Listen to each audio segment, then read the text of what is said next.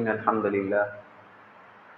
لله نحمده ونستعينه ونستغفره ونؤمن به ونتوكل عليه ونعوذ بالله من شرور أنفسنا ومن سيئات أعمالنا من يهده الله فلا مضل له ومن يضلله فلا هادي له وأشهد أن لا إله إلا الله وحده لا شريك له وأشهد أن سيدنا ونبينا ومولانا محمدا عبده ورسوله أما بعد فقد قال الله تعالى في محكم تنزيل وهو أصدق القائلين بعد أعوذ بالله من الشيطان الرجيم بسم الله الرحمن الرحيم يا أيها الذين آمنوا اذكروا الله ذكرا كثيرا وسبحوه بكرة وأصيلا هو الذي يصلي عليكم وملائكته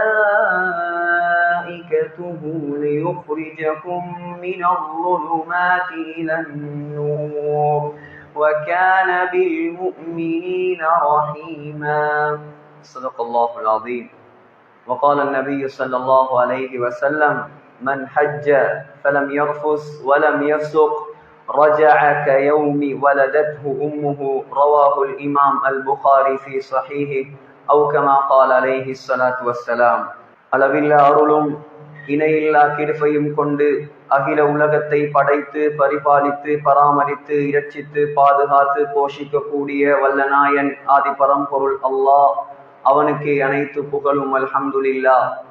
ஸலாத்தெனும் கருணையும் சலாமெனும் ஈடேற்றமும் நபிகுல திலகம் மனு குலத்தின் மகுடம் மாநிலம் போற்றும் மாமேதை உலகுக்கு வந்த உத்தமர் கருணை கடல் காருண்ய வள்ளல் நற்குணத்தின் தாயகம் நபிகள் நாயகம் ஸல்லல்லாஹு அலைஹி வஸல்லம் அன்னவர்கள் மீதும் அந்த அண்ணல் நபிகளாருடைய வாழ்க்கை வழிமுறைகளை அடியொற்றி நடப்பதில் அணுவளவும் நெறி பிசகாது அகில உலகத்துக்கே அழகிய முன்மாதிரியாக வாழ்ந்து காட்டிய அன்னாருடைய தோழர்கள் சஹாபாக்கள் மனைவிமார்கள் கியாம பரியந்தம் வரை வரக்கூடிய முஃமினான முஸ்லிமான ஆண்கள் பெண்கள் அனைவர் மீதும் உண்டாகட்டும். நாட்களுக்கெல்லாம் சிறந்த நாளாகிய வெள்ளிக்கிழமை நாளில் அல்லாஹுவால் கடமையாக்கப்பட்ட ஜும்ஆவுடைய கடமையை நிறைவேற்றுவதற்காக வேண்டி நேர காலத்தோடு அல்லாஹ்வின் மாளிகையில் வந்தமர்ந்திருக்கும் அல்லாஹ்வின் நல்லடியார்களே, கண்ணியமிக்க கனவான்களே, வல்லவன் அல்லாஹ்வை மௌத்து வரைக்கும் அஞ்சி பயந்து தக்வாவுடன் வாழுமாறு முதலில் உபன்யாசம் நிகழ்த்தக்கூடிய எனக்கும் அப்பால் செவியேற்கக்கூடிய உங்களுக்கும் நான் நல்லுபதேசம் செய்கிறேன். இத்தகுல்லாஹ். அன்பு நிறைந்த அல்லாஹ்வின் நல்லடியார்களே, உலகமெல்லாம் மக்கள் ஹஜ்ஜுக்காக வேண்டி புறப்படக்கூடிய இந்த ஒரு சங்கையான மாதம் துல்காதாவுடைய மாதம். நேற்றைய தினம் வியாழக்கிழமை காபத்துல்லாவுக்கும் கூட இஹ்ராம் அணிவித்து விட்டார்கள். காபத்துல்லாவுடைய பிடவை, காபத்துல்லாவுடைய ஸ்கிரீன் உயர்த்தி கட்டப்பட்டு விட்டது. காபத்துல்லாவுக்கும் வெள்ளை துணியால் இஹ்ராம் அணிவிக்கப்பட்டு விட்டது. ஹஜ்ஜுடைய காலம் ஆரம்பம் என்பதற்குரிய அடையாளம் தான் இது. சகோதரர்களே, குர்ஆனில் அல்லாஹ் சுப்ஹானஹு வ தஆலா 11 இடங்களில் ஹஜ் என்ற வார்த்தையை சொல்லி இருக்கிறான். சகோதரர்களே, குர்ஆனில் அல்லாஹ் 13 இடங்களில் ஹஜ்ஜை பற்றி அல்லாஹ் பேசி இருக்கிறான். சூரத்துல் பக்ரா அல்லாஹ் ஹஜ்ஜை பேசுகிறான். சூரா ஆல இம்ரான் அல்லாஹ் ஹஜ்ஜை பேசுகிறான். சூரத்துல் மாயிதா அல்லாஹ் ஹஜ்ஜை பேசுகிறான். சூரத்து தௌபா அல்லாஹ் ஹஜ்ஜை பேசுகிறான். சூரத்துல் ஹஜ் அல்லாஹ் ஹஜ்ஜை பேசுகிறான். சகோதரர்களே, குர்ஆனில் அல்லாஹ் சூரத்து ஸலா தொழுகை என்பதாக ஒரு சூறாவை இறக்கவில்லை. குர்ஆனில் அல்லாஹ் சூரத்து ஸகாத் ஸகாத் என்பதாக ஒரு சூறாவை இறக்கவில்லை. குர்ஆனில் அல்லாஹ் சூரத்து ஸௌம் நோன்பு என்பதாக ஒரு சூறாவை இறக்கவில்லை. ஆனால் குர்ஆனில் அல்லாஹ் சூரத்துல் ஹஜ் ஹஜ் என்பதாக ஒரு சூறாவை இறக்கி இருக்கிறான். அந்த சூறாவை ஹஜ்ஜுக்கு போக வேண்டிய எல்லாரும் படிப்பது கட்டாயம். சகோதரர்களே, சூரத்துல் ஹஜ் என்று ஒரு சூறாவை இறக்கிய அல்லாஹ் முதலாவது வசனத்தில் ஹஜ்ஜை பற்றி பேசவில்லை. ஹாஜிகளே அல்லது மக்களே எல்லாரும் ஹஜ்ஜி செய்யுங்க என்ற வார்த்தையை அல்லாஹ் பாவிக்கவில்லை. சூரத்துல் ஹஜ்ஜுடைய 27வது வசனத்தில் தான் அல்லாஹ் ஹஜ்ஜை பேசுகிறான். சூரத்துல் ஹஜ்ஜை அல்லாஹ் ஆரம்பிக்கிறான். எப்படி தெரியுமா? ஒவ்வொரு ஹாஜிகளும், ஒவ்வொரு ஹஜ்ஜிக்கு போறவங்களும் இந்த வருஷம் போறவர்களாக இருக்கலாம். 21ஆம் தேதியில இருந்து இன்ஷா அல்லாஹ் 10ஆம் தேதி வரைக்கும் முழு இலங்கை நாட்டிலிருந்தும் ஓல் சிலோன்ல இருந்து கிட்டத்தட்ட 3500 பேர் ஹஜ்ஜிக்காக போய்கொண்டே இருக்கிறாங்க. இவங்க எல்லாரும் எதை எடுத்து கொண்டார்களோ இல்லையோ, என்ன சேர்த்து கொண்டாங்களோ இல்லையோ, சூரத்துல் ஹஜ்ஜில் அல்லாஹ் முதலாவதாக என்ன சொல்கிறானோ அதைத்தான் அவர்கள் தன்னிடத்தில் வைத்துக் கொள்ள வேண்டும். அல்லாஹ் சூரத்துல் ஹஜ்ஜை ஆரம்பிக்கிறான். யா அய்யுஹன் நாஸ், யா அய்யுஹன் நாஸ் இத்தகு ரப்பகும். ஏ மனிதர்களே, ஏ மனிதர்களே, நீங்கள் அல்லாஹ்வை பயந்து கொள்ளுங்கள். அல்லாஹ் இன்னொரு இடத்துல ஹஜ்ஜ பத்தி சொல்லக்கூடிய நேரம் சொல்றான், நீங்க வேண்டிய சாமான எடுத்துக்கொள்ளுங்க. ஹஜ்ஜிக்கு கொண்டு போறதுக்கு அவங்களுக்கு என்ன என்ன சாமான்கள், என்ன என்ன திங்ஸ்கள் தேவையோ அதை எல்லாத்தையும் நீங்க தாராளமா எடுத்துக்கொள்ளலாம், நோ ப்ராப்ளம். ஆனா ஆக முக்கியமான விஷயம் என்ன தெரியுமா? நீங்க என்ன சாமான கொண்டு போய்த்தும் தக்வா என்கிற சாமான கொண்டு போகல் என்று சொன்னா ஒரு ஹஜ்ஜில வேலை.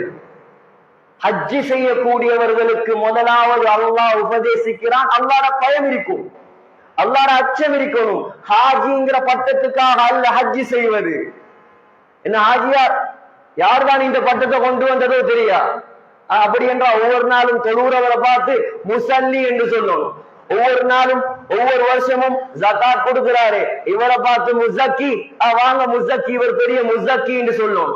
ஒவ்வொரு வருஷமும் நோம்பு பிடிக்கிறார்களை பார்த்து சாயிம் சாயிம் என்று சொல்லணும். ஆனா அப்படிங்க யாரும் சொல்றதில்ல. ஹஜ்ஜிக்கு போனா மட்டும் ஹாஜி சொல்றது பரவாயில்லை சகோதரர்களே. ஆனால் நாங்க 21 லட்சம், கிட்டத்தட்ட 30 லட்சம், ஆக லோ பேக்கேஜ் 18 லட்சம் செலவழிச்சு நாங்க ஹஜ்ஜி செய்யறது எங்களை ஹாஜி என்று சொல்றதுக்காக அல்ல, அல்லாஹ்விடம் நாங்க நெருங்குறதுக்காக. ஹஜ்ஜிக்கு போறவங்க இந்த வருஷம் போறவங்களாக இருக்கலாம், எதிர்வரக்கூடிய காலத்துல போறவங்களாக இருக்கலாம். உங்களுக்கு நான் எனக்கும் சேர்த்து சஹீஹுல் புகாரியுடைய முதலாவது ஹதீஸை நான் ரிமைண்ட் பண்ணுகிறேன். ஸல்லல்லாஹு அலைஹி வஸல்லம் சொன்னாங்க, இன்னமல் அஅமாலு பின்னியாத். நீங்க என்ன அமல் செஞ்சாலும் சரி, உங்களோட அமல்கள் கபூலாக்கப்படுவது.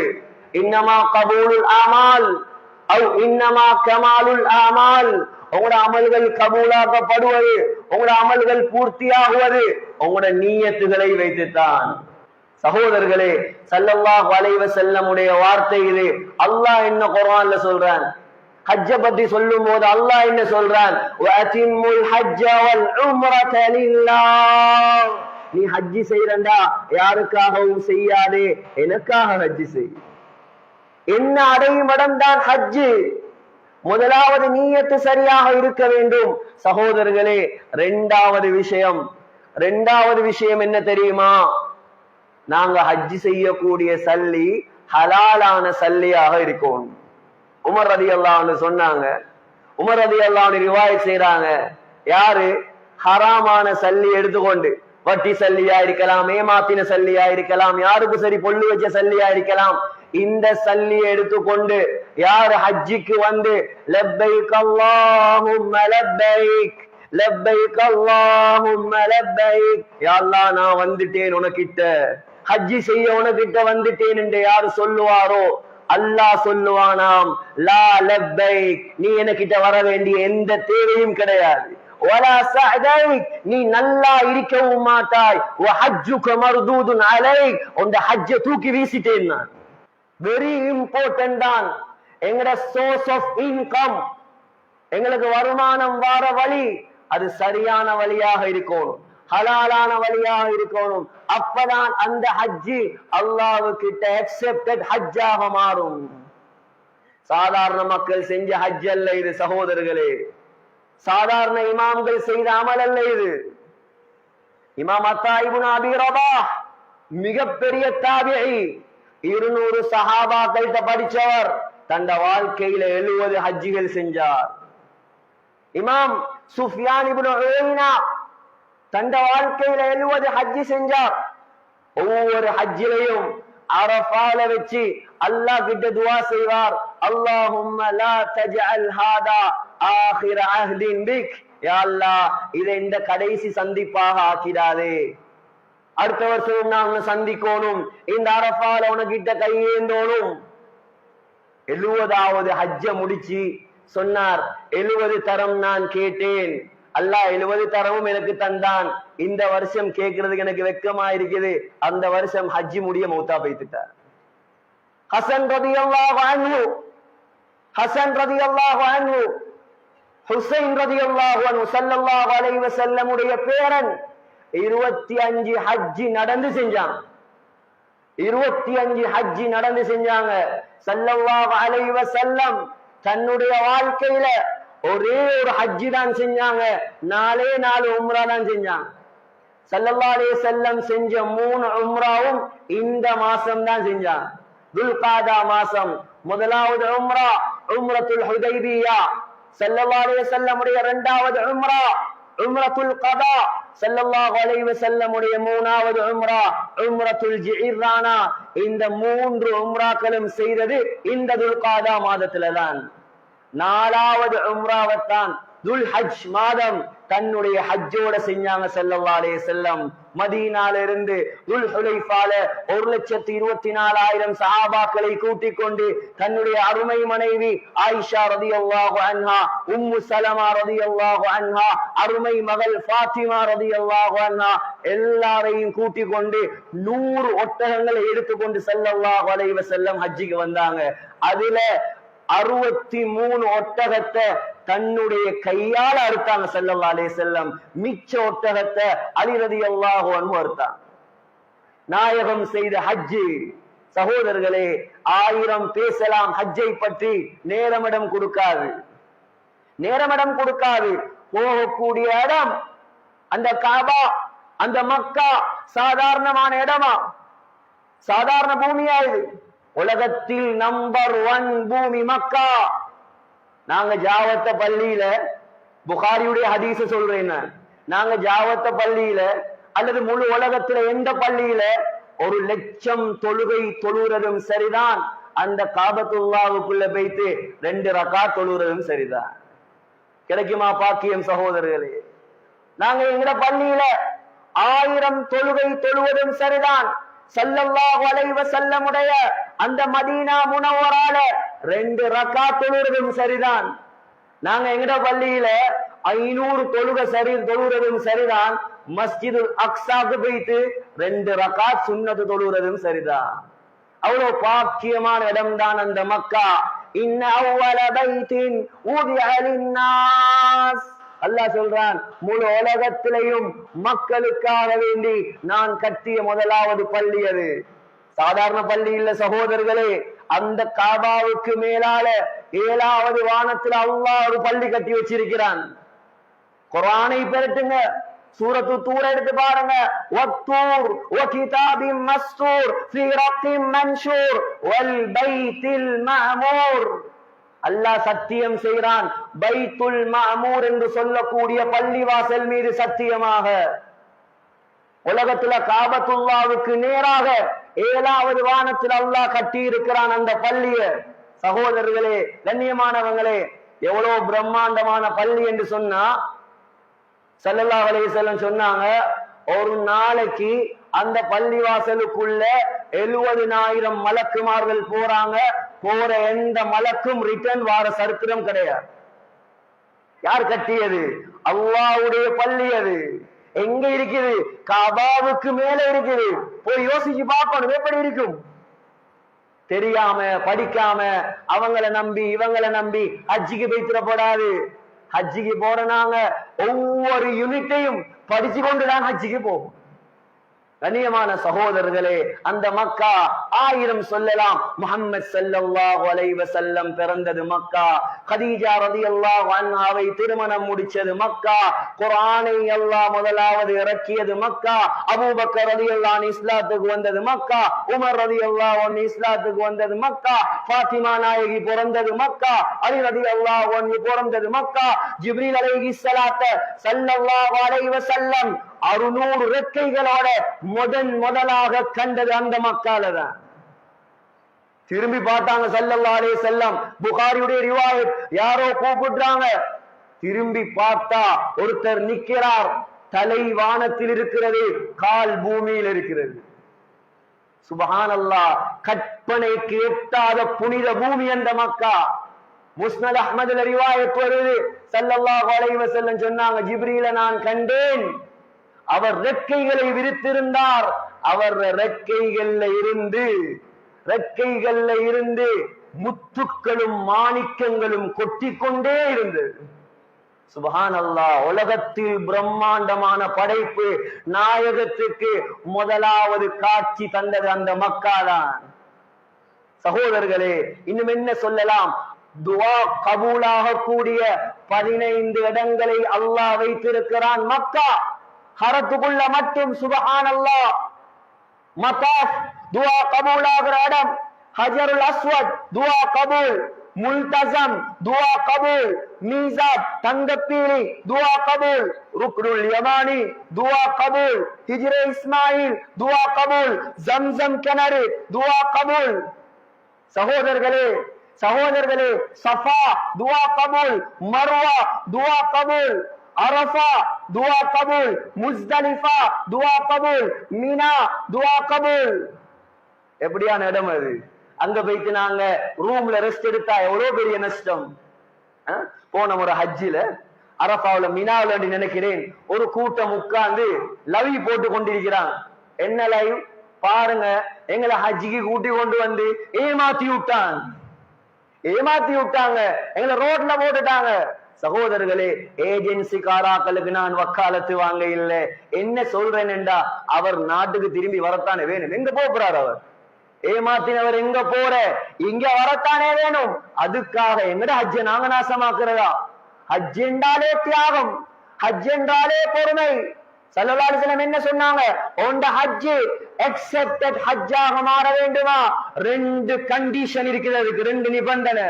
முதலாவது, ஃபலம் யர்ஃபுஸ், உண்ட வாயால எந்த ஹராமான வார்த்தையும் வந்துடக்கூடாது. வலம் யஃப்ஸுக், உடம்பாலையும் எந்த பாவமும் செய்யக்கூடாது. அப்படி என்றால் தான் உண்ட ஹஜ் அக்செப்டட் ஹஜ், ஏற்றுக்கொள்ளப்பட்ட ஹஜ் என்றாங்க ஸல்லல்லாஹு அலைஹி வஸல்லம். நாயகத்துடைய ஹஜ் எடுத்து பாருங்க. இதை மட்டும் சொல்லி முடிச்சு கொள்கிறேன். நாயகத்துடைய ஹஜ்ஜ பாருங்க. அரஃபாக்கு வந்தாங்க ஸல்லல்லாஹு அலைஹி வஸல்லம். லுஹருடைய நேரம் வந்துச்சு. லுஹரையும் அஸரையும் சேர்த்து தொழுதாங்க. சேர்த்து தொழுதுட்டு எலும்பி நின்றாங்க ஸல்லல்லாஹு அலைஹி வஸல்லம். உட்காரல்ல, ஒட்டகத்தை சைடாக்கிட்டு ஒரு பாறாங்கல்லு கிட்ட வந்து கிப்லாவை முன்னோக்கி எலும்பி நின்று அல்லாஹ்விடம் அப்படியே கையை தூக்கினாங்க ஸல்லல்லாஹு அலைஹி வஸல்லம். எதுவரைக்கும் தூக்கின கையை எப்ப விட்டாங்க தெரியுமா? லுஹருக்கு தூக்கின கைய மகரிபுக்கு தான் கீழே விட்டான். இதுதான் ஹஜ் சகோதரர்களே. அரஃபா அல்லாஹ்வுடைய தூதர் சொன்னாங்க, உலகத்துல அல்லாஹ் அதிகமான மக்களை நரக விடுதலை கொடுக்கிற நாள் அரஃபாவுடைய நாள், துஆ கபூல் ஆகிற நாள் அரஃபாவுடைய நாள். நான் கேட்கிறேன், யோசிச்சு பாருங்க. லுஹர் வந்து ஒரு 12:15 என்று சொன்னாலும் ஒரு 1 மணி என்று எப்பவுமே துஆ ஸ்டார்ட் பண்ணது.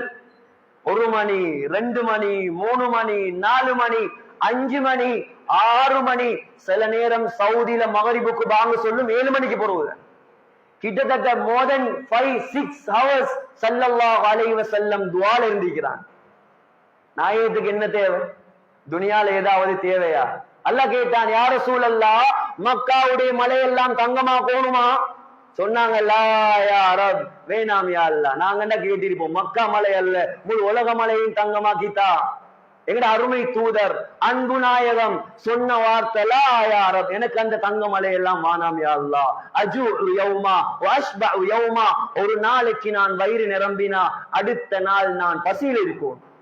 வயிறு நிரம்பினா ஃபைதா ஷமிஅது ஹமிதுக, நான் வயிறு நிரம்பினா அல்ஹம்துலில்லாஹ் என்று சொல்லணும். பசி வந்தா தவர்ரஅது இலைக்க, கையேந்தி யா அல்லாஹ் எனக்கு சாப்பாடு தா என்பதாக உனக்கிட்ட கெஞ்சணும் என்பதாக சொன்னார். துனியாவும் வானம்.